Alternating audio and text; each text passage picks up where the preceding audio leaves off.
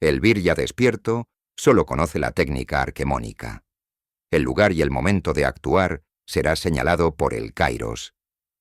Es tan rigurosa esta condición que gran parte de la iniciación hiperbórea consiste en lograr que, para el yo despierto, el lugar no importe absolutamente nada.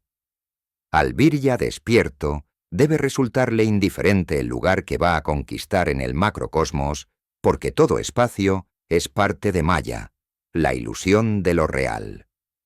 Para el Virya despierto, todo espacio del macrocosmos constituye el Valplatz, el campo de batalla de los héroes, a donde se lucha sin importar la muerte, porque el que muere en el Campus Belli es resucitado por Wotan y los Siddhas en el Valhalla.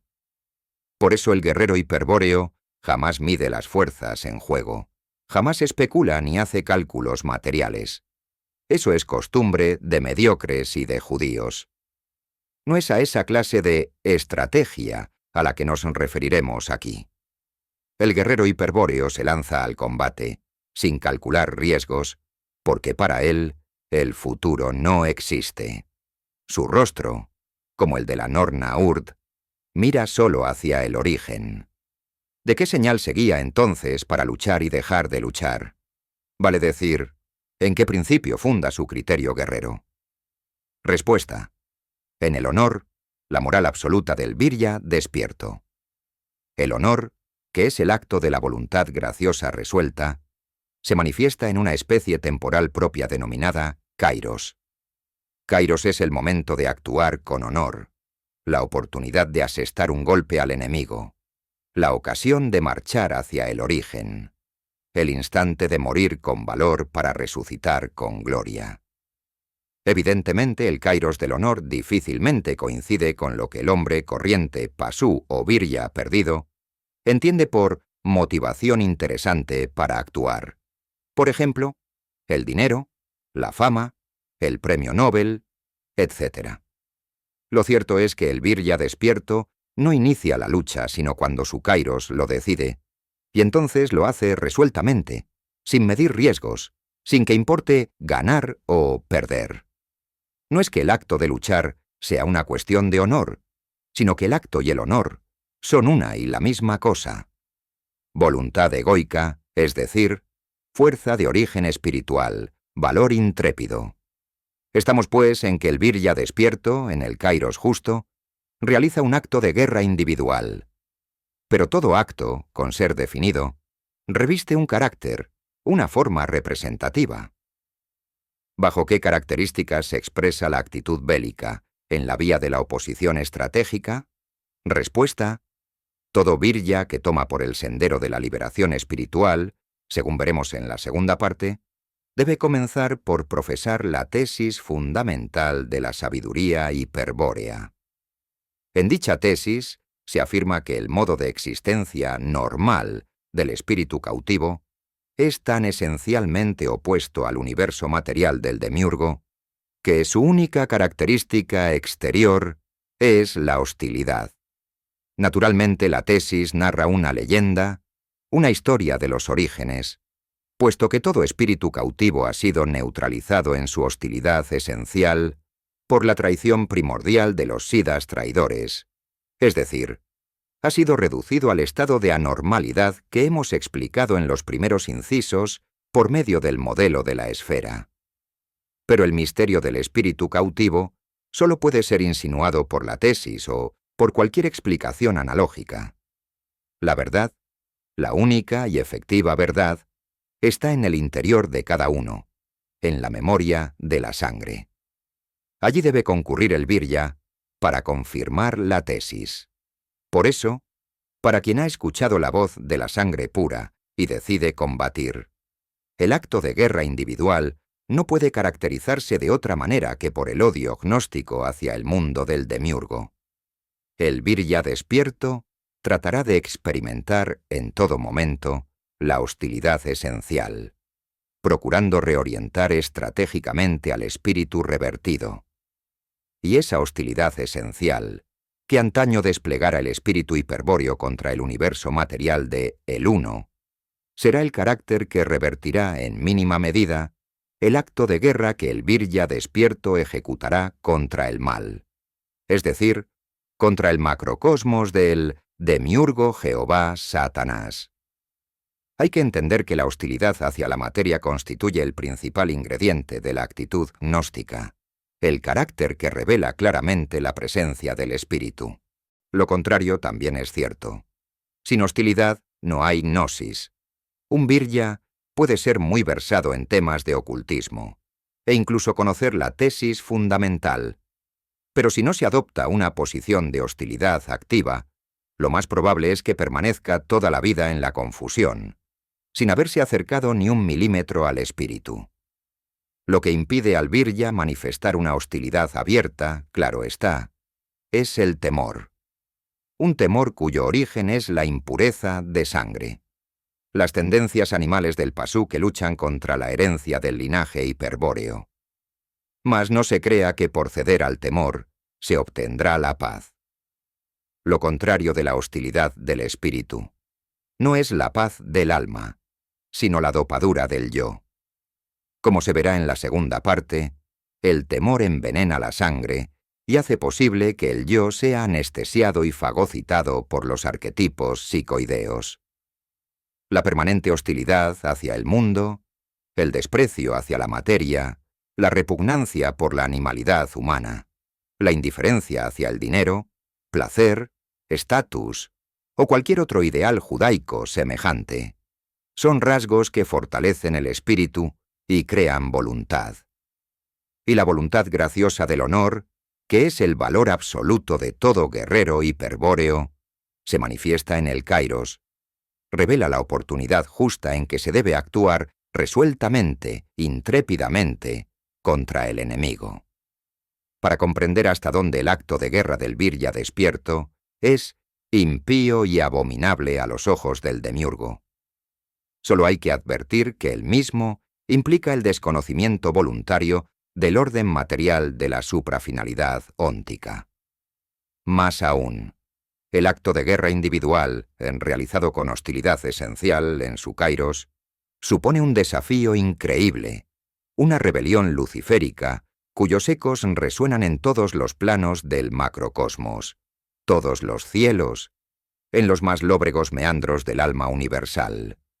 Y un desafío tal que ha sido declarado gnósticamente con profundo conocimiento, y que por lo tanto es esencial e irrevocable, no puede ser ignorado por el demiurgo, no puede ser pasado por alto por el gran engañador. Por eso la reacción enemiga no se deja esperar, y muy pronto el Virya despierto debe enfrentarse al terrible secreto de Maya, a la segunda intención del demiurgo puesta en conseguir su destrucción. En ese choque estratégico, el Virya debe demostrar el valor de su kairos resistiendo con voluntad de acero a los 1000 engaños del enemigo. Actuará como la tesis fundamental afirma que actuaron los espíritus hiperbóreos en el origen. Presentará una hostilidad esencial hacia el mundo del demiurgo, sin que importe para nada cuanto ocurre en el Valplatz, cuanto hace él para engañarlo y destruirlo. Naturalmente, no descuidará sus espaldas, pero aprovechará el kairos para intentar la conquista del Vril, el desencadenamiento del espíritu cautivo. Si tal es la resolución del Virya, si tan gnósticos son sus objetivos, entonces todo no estará dicho. No habrá más palabras engañosas, ni signos vanos. El enfrentamiento se trasladará más allá del velo de Maya, a una instancia absoluta, en la que el guerrero hiperbóreo y el demiurgo lucharán cara a cara.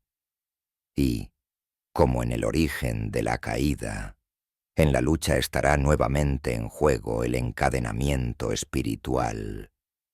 El Virya despierto ha atacado para liberar a su espíritu cautivo, y el demiurgo responde para someter al espíritu a una mayor y más atroz confusión.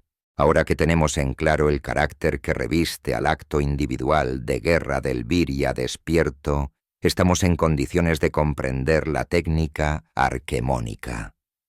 En efecto, el primer paso del Virya se concreta cuando aplica el principio del cerco en el Ballplatz y establece una valla que divide al espacio en dos partes.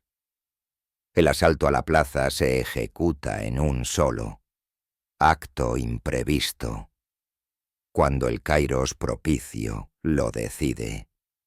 La técnica arquemónica asegura que en dicho acto unitario concurran dos expresiones.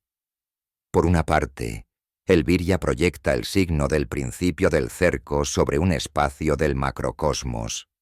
Por otra parte, simultáneamente con la primera expresión y sobre la misma, el Virya proyecta el signo del origen. El efecto de tal acto es la producción de un espacio estratégico, o plaza, limitado por el signo del principio del cerco o ilimitado por el signo del origen. Para que se entienda mejor, recordemos ante todo que sobre el signo del origen siempre se refleja el polo infinito, es decir, el punto de convergencia de todas las miradas del espíritu esfera revertido, el yo infinito. Pero el signo del cerco es arquetípico y por lo tanto finito. Al aplicar sobre su perímetro el signo del origen, se está introduciendo en todos sus puntos el polo infinito, el infinito actual. ¿Qué ocurre entonces? Respuesta: la producción de un cerco infinito. El cerco infinito es quien determina el espacio estratégico de la arquémona o plaza. En la figura 33 se han respetado las denominaciones latinas que utilizaba la Einherjar. El cerco infinito era, para los berserkiren, el vallo obseso, es decir, una valla defensiva levantada contra el sitio enemigo. El vallo obseso separaba el oppidum o plaza fuerte del campus belli, el campo de batalla o Ballplatz. Cuando el Virya despierto asalta la plaza y se aísla tras un cerco infinito, queda planteada una obsidium belli, es decir, una Sitzkrieg, una guerra del sitio. Es entonces cuando se deja sentir la presión enemiga en toda su intensidad, intentando romper el cerco infinito. Sin embargo, tal como dijimos anteriormente, la conquista de la arquémona es del todo imposible para el demiurgo, a menos que la caída se origine en una falla estratégica del Virya, en un error interior, vale decir, a menos que el Virya quede en desventaja estratégica. Desde luego, tal catástrofe es más que probable si se actúa fuera del kairos. Sin duda ha de llamar la atención la enorme resistencia que parece poseer el arquémona, capaz de soportar el sitio exterior del demiurgo sin ceder en su función aisladora. Y esta extrañeza no tiene otra causa que la ignorancia de las propiedades del cerco infinito, propiedades maravillosas que la razón intentará desconocer y negar como posibilidades reales. Sin embargo, no es fácil brindar una explicación absoluta del cerco infinito. Son muchas las variables que se desconocen o no se han definido aquí, como por ejemplo el principio total del cerco o el signo del origen. Mucho más simple, en cambio, pero también menos preciso, es recurrir a un ejemplo alegórico que permite inducir claramente la idea del cerco infinito, que muestre de manera inequívoca la propiedad que impide al demiurgo su destrucción. Seguiremos este último camino, sin olvidar que, al igual que con el principio del cerco, Aquí estamos reduciendo a su mínima expresión un principio que tiene validez en la totalidad de planos, espacios o mundos que integran el macrocosmos. Mas, si de este modo conseguimos que el paradójico concepto de cerco infinito se torne inteligible, el camino seguido quedará evidentemente justificado. La propiedad que vamos a explicar analógicamente es la siguiente. El cerco infinito no puede ser rodeado. Aunque compleja de extender a la totalidad multidimensional del macrocosmos, esta propiedad es extremadamente sencilla de exhibir en un ejemplo alegórico. Supongamos para ello que una tribu guerrera de la antigüedad, luego de una larga travesía durante la cual deambuló muchos años y se alejó definitivamente de su origen, decide detenerse y establecerse en cierto país.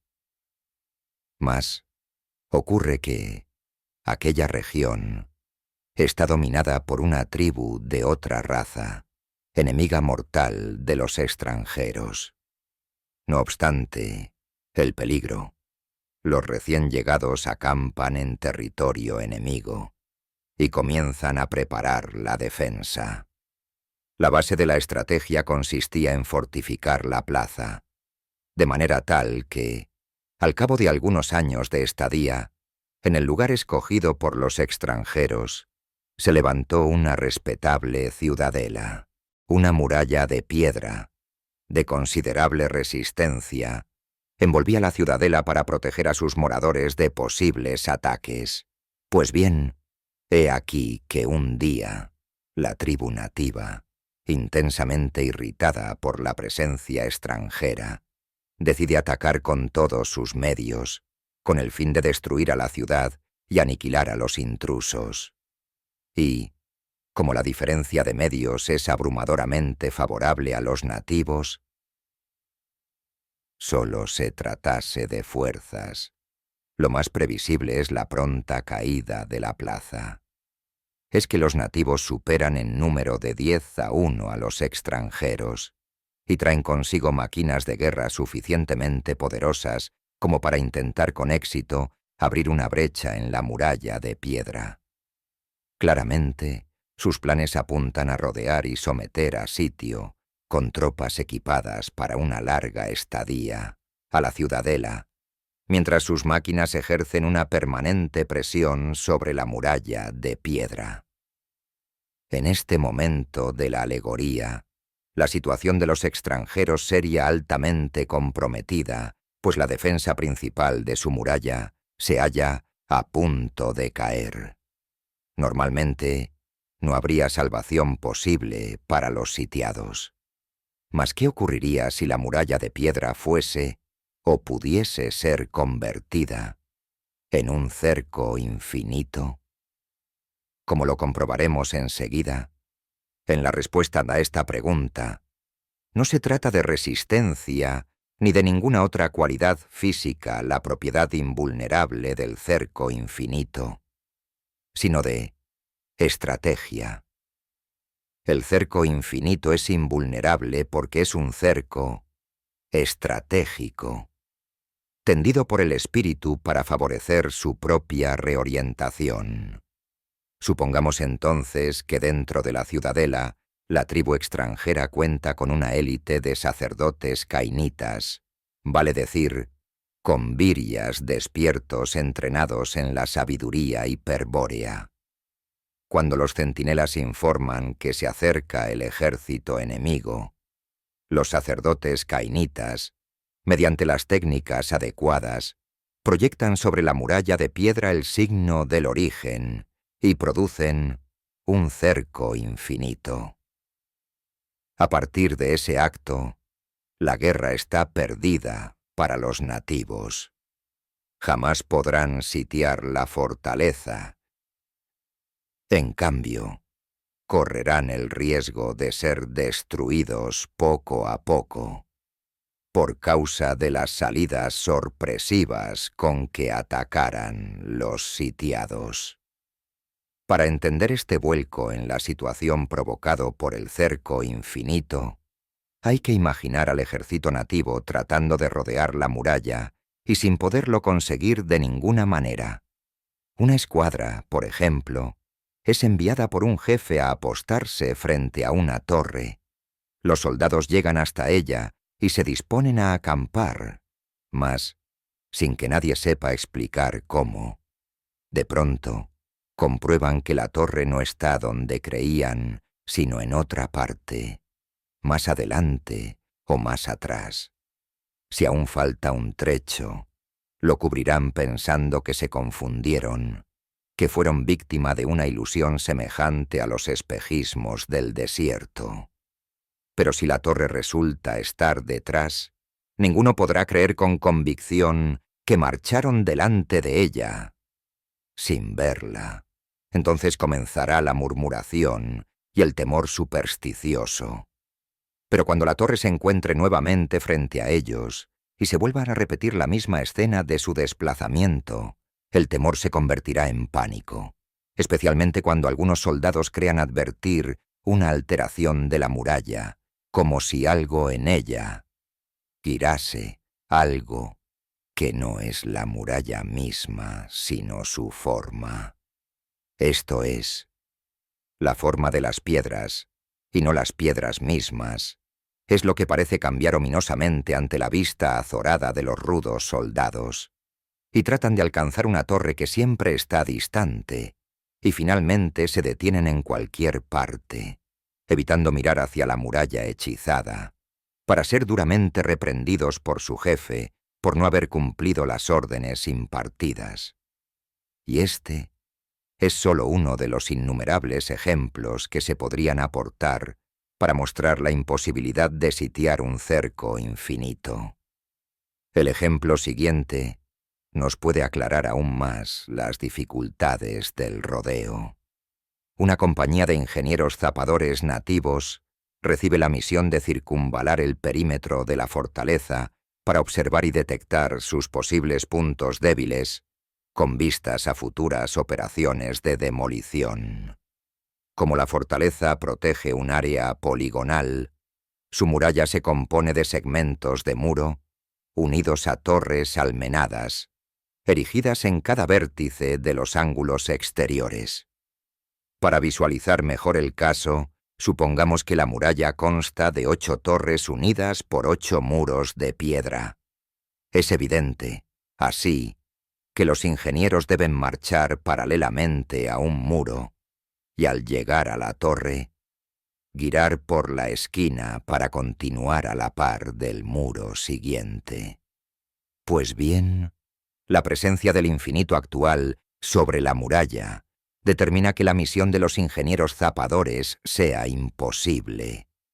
No es posible rodear completamente, es decir, finitamente, lo que no tiene fin.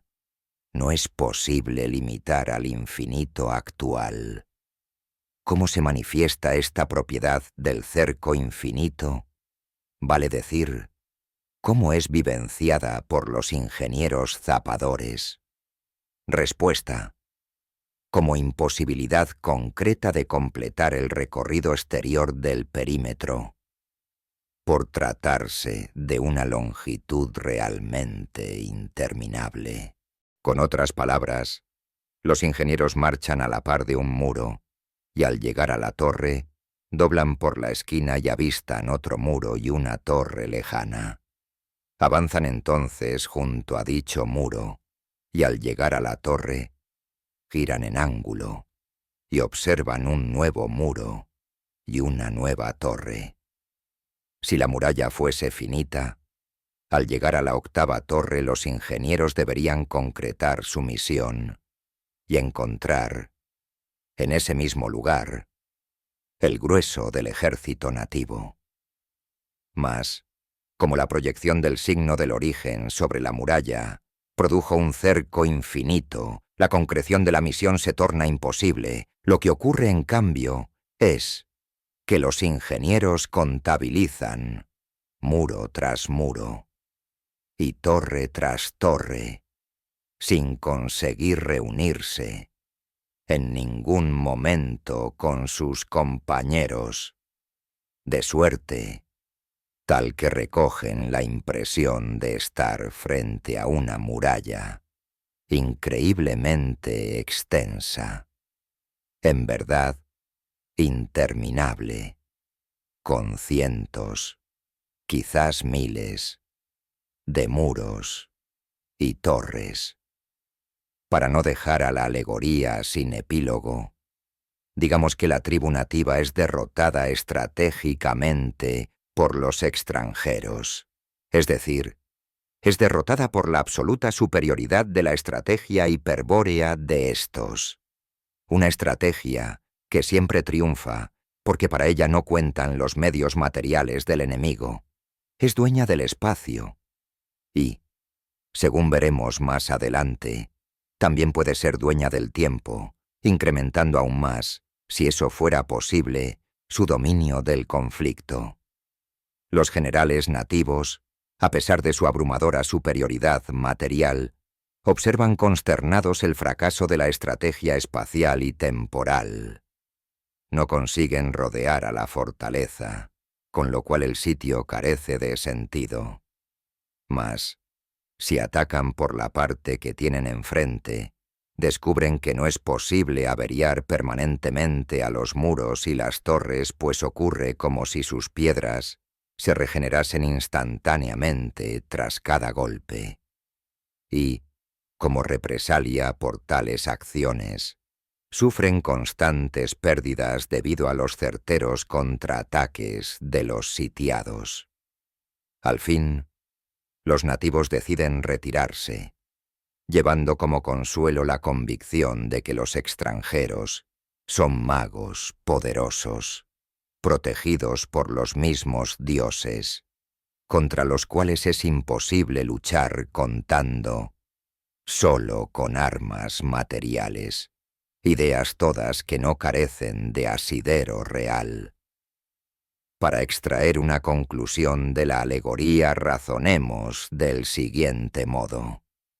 La situación militar de los extranjeros era claramente desfavorable y amenazaba con terminar en desastre. Vale decir, la posibilidad de salir airosos del conflicto era mínima, calculada en base a los principios de la guerra propios del Pasú y del Viria perdido. Pero tal probabilidad resultó ser falsa frente a la estrategia hiperbórea de los extranjeros, quienes finalmente pusieron en fuga al enemigo. ¿Qué ocurrió entonces? ¿Cómo se produjo semejante milagro? Que es esencialmente improbable. Respuesta categórica.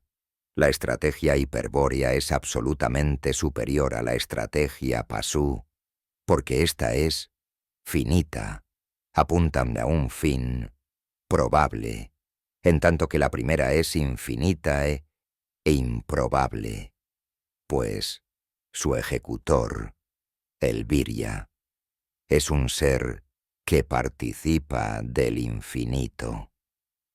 Cuando el Viria despierto proyecta el signo del origen sobre el signo del principio del cerco, por ejemplo, sobre la muralla de piedra, produce un cerco infinito que es invulnerable porque no puede ser atacado desde lo finito.